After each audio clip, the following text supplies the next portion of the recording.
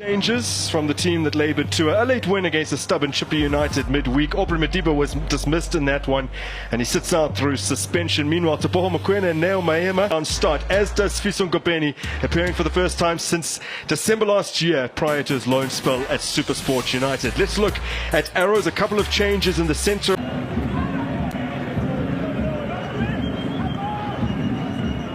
So it will be the Knox man, it just won't come down for the Zimbabwean. Yeah, it didn't dip in time. You can tell that with his technique that he's used. And yet to get off the mark for this season is Knox Motizwa, as Divine Lunga doesn't get this away. Mudao and Yende, the referee, has spotted a handball.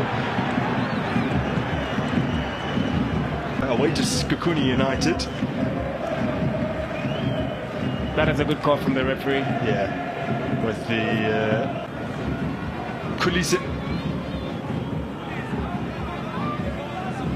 Charlie Mbule. This is Swane, caressed into the path of Mudao, and Shalulile arriving, thwarted at the near post by Kumete. In games, which is very impressive.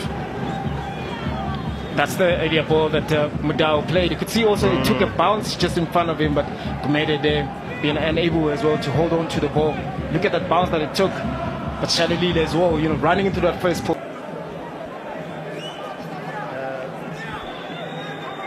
It's a good ball down the flank, cut back, and lined up. Straight around Williams. Play, passage of play from Golden Arrows. Good ball they played by Sibia.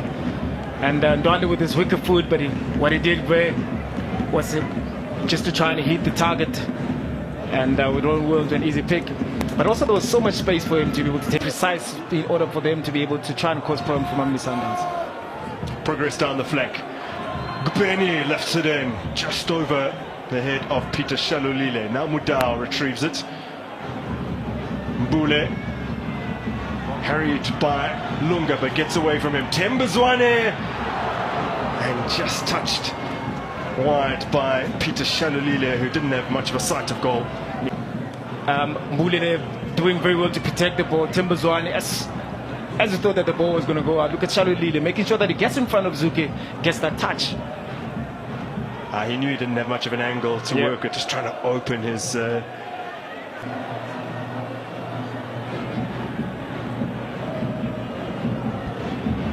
Ayende assessing his options. Gomedes flapped at that, mercifully for the Arrows beyond him. I think the ball there was overhit. If there was a better communication, he would have realized as well there was no Mamelodi Sundowns at the back, but as a goalkeeper you want to be safe. He did touch the ball. At fingertips. Yep. Put down space. Swane can't get the better of Pulemori.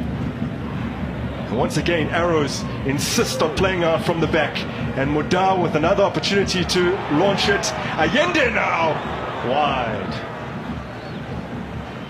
Zone that they want to bypass from Mamelodi Sundowns. You know, good ball there played from Mudao. Alene there, I thought he was going to put it on his left and trying to hit it on his left, and then he's trying to bring it to his right. I think that's where he made the angle a little bit more awkward for himself. But Golden Arrows as well, you need to understand when there's too many numbers in front of you. Andile Jali controlling that midfield, having so much time and space, be able to pinpoint Shalulile, but good defense there from Zule.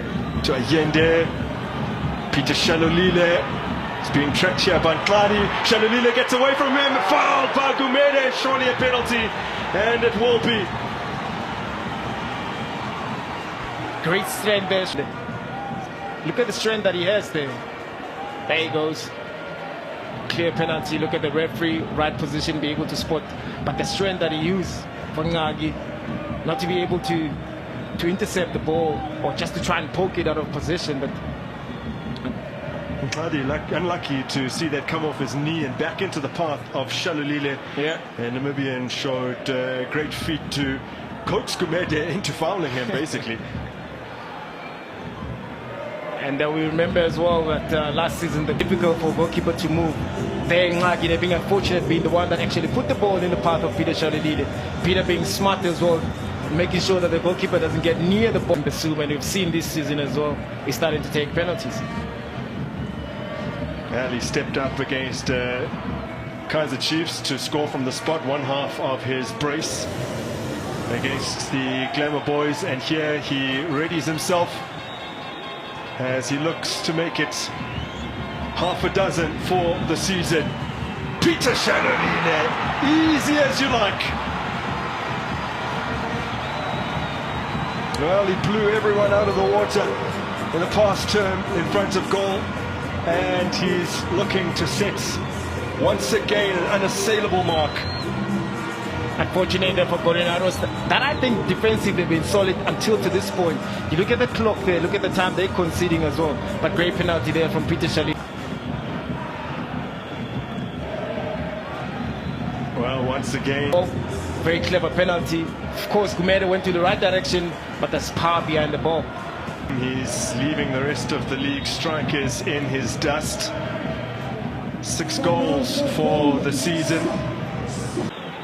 And now in behind for Shaloline, who's onside. He left the ball behind, still Shaloline setting it up for Zwane.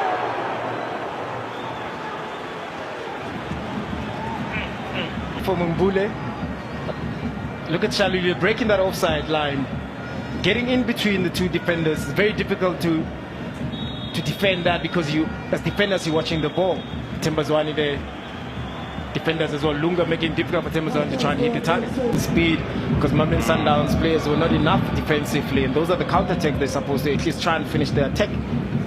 Here's Modi.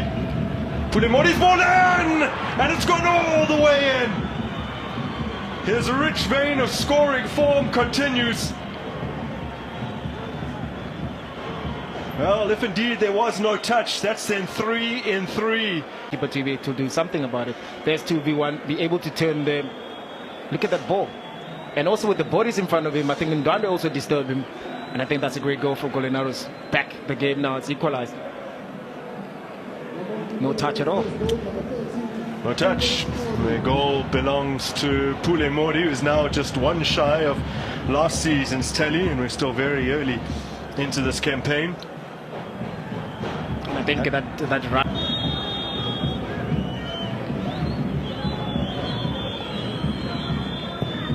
Knox Mutizwa delivers in with pace. Ronwen Williams hasn't made a clean connection. It's a lovely little touch from him, but gobbled up by Williams. Yeah, not convenient, because you're defending so deep. That first forward pass needs to be hold on at least 2 seconds, and then you can reform and be able to form your attack. And that's where Golden Arrows are struggling to do now in the second half. Madao has it again. His last decision from the flank was brilliant. This time he's played in. Zwane cuts it back. Oh! And it's gone in.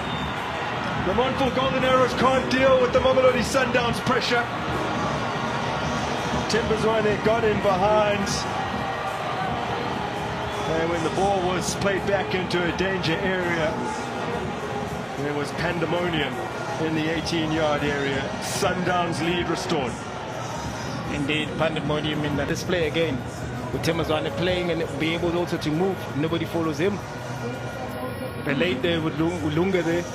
Look at inside the box. So many numbers of Golden Arrows being unable to clear the lines.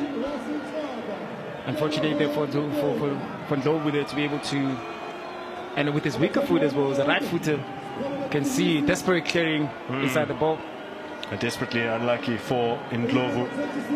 And Kulisa Modao, twice in succession, has made 2 good decisions on the flank. A little earlier with that low ball in that was not utilized properly by Allende, and then when he finds himself in an advanced position again, just caressed into the path of Zwane.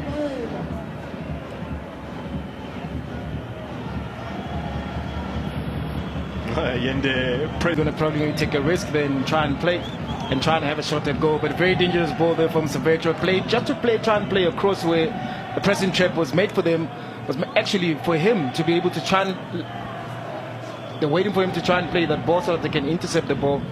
And Golden Arrows, they couldn't use that opportunity. You can see the disappointment from the bench.